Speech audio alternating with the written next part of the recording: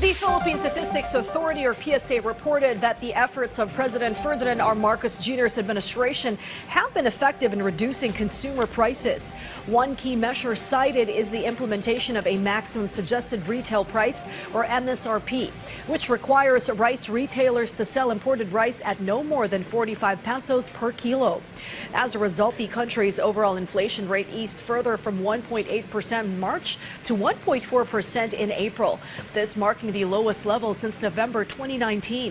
The PSA remains optimistic that the downward trend in inflation will continue in the coming months.